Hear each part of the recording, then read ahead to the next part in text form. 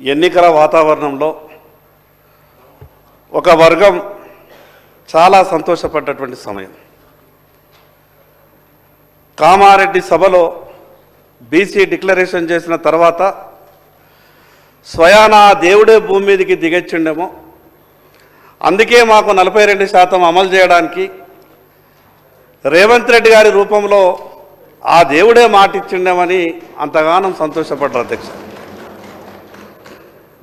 కానీ ఈరోజు ఈ పరిస్థితి చూస్తే మేము సంతోషపడ్డాం ఆ రోజు, ఈరోజు బాధపడాల్సినటువంటి పరిస్థితి తెస్తున్నారేమో అని అనుమానం కలుగుతా ఉన్నా.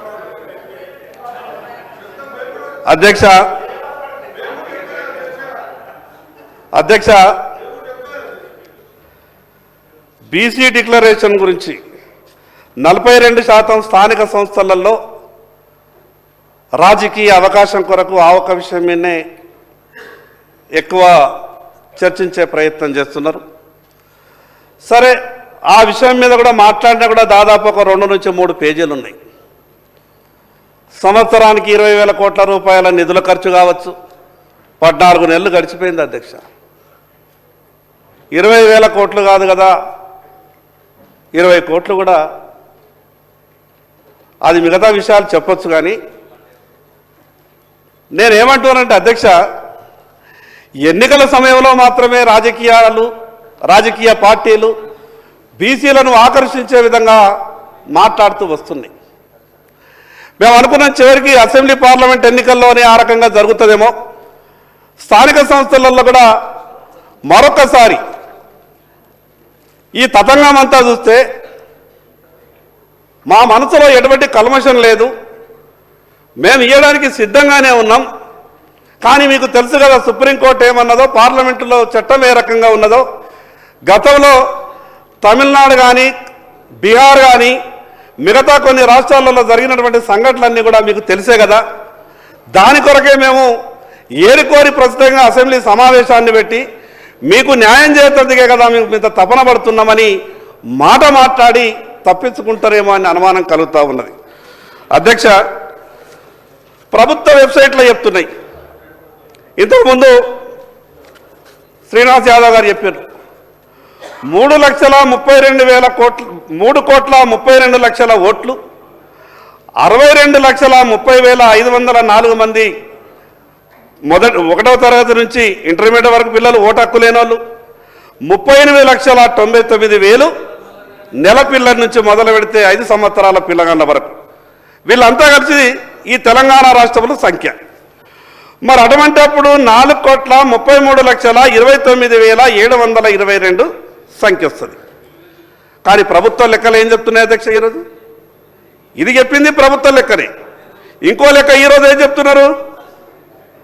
మా లెక్కల ప్రకారం 1,00,000 చిల్లర మంది ఉద్యోగస్తుల్ని నియమించి ఇన్ని నెలల పాటు కష్టపడి 8 రేటర్లకు తర్ఫీదిచ్చి మేము చేసినటువంటి సర్వే ప్రకారం ఈ రాష్ట్రం 3,34,77,554 అనే సంఖ్య. మరి ఈ 98,52,168 ఎవరు ఎక్కడికి వెళ్ళిండ్రు? 3,30,00,000 ఈ సంఖ్య తీసేస్తే 4,33,29,722 ఒక అధికారిక వెబ్సైట్లో ఉన్నటువంటి లెక్క. దాంట్లో 3,32,00,000 ఓటర్లు అన్న. నేను చెప్తున్నది అధికారిక వెబ్సైట్ లెక్కనే చెప్తున్నా, ప్రభుత్వం పెట్టినటువంటి వెబ్సైట్ లెక్కనే చెప్తున్నా. అయితే ఈ 98,52,168 మంది తక్కువ ఎస్సీ మీద చూపిస్తున్నారు. సరే, తక్కువ ఎస్సీ చూపిస్తున్నారు.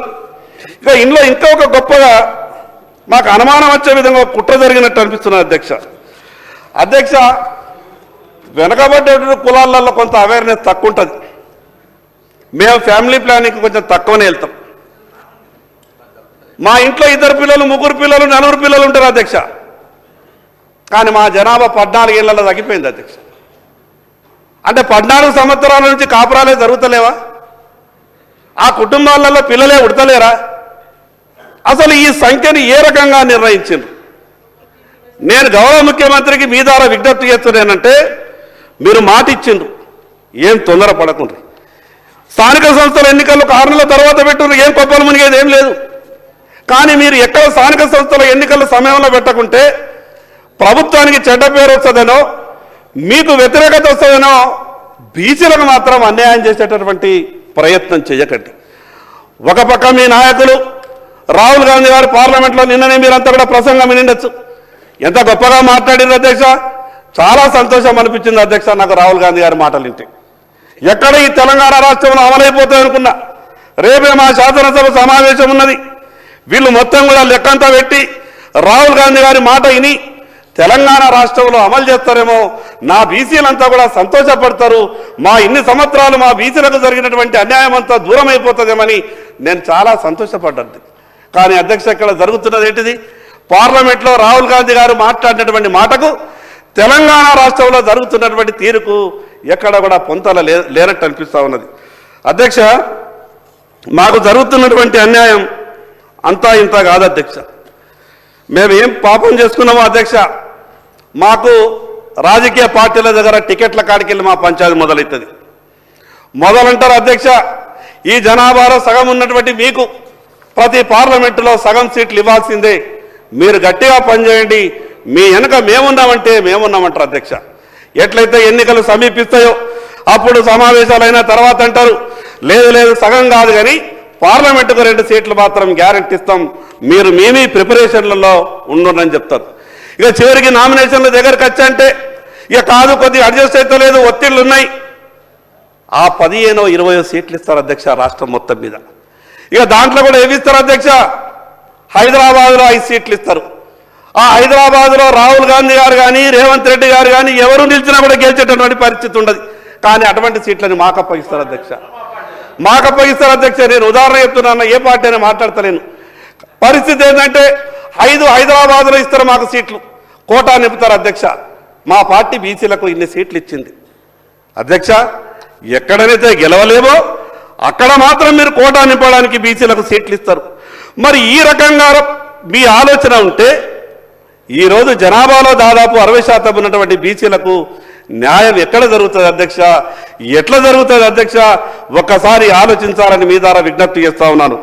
మా బీసీ సహచార మంత్రి నాకు ప్రభాకర్ అన్న చూస్తే చాలా సంతోషం అనిపిస్తుంది, బాగా గట్టిగా మాట్లాడతాడు అధ్యక్ష, ఏ విషయం ఉన్నా కూడా గంటాపదంగా చెప్తాడు. పార్లమెంటు సభ్యునిగా పార్లమెంట్లో పోరాటం చేసిండు.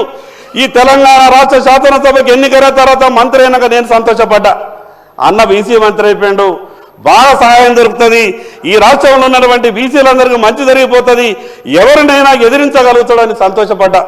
కానీ ఇలా పరిస్థితి చూస్తే అన్న కూడా మెత్తగా పడ్డట్టు అనిపిస్తాడు అధ్యక్ష. అన్నకు కూడా ఏమైందో నాకు అర్థమైతే లేదు, అన్న కూడా మెత్తగా పడ్డట్టు అనిపిస్తున్నాడు.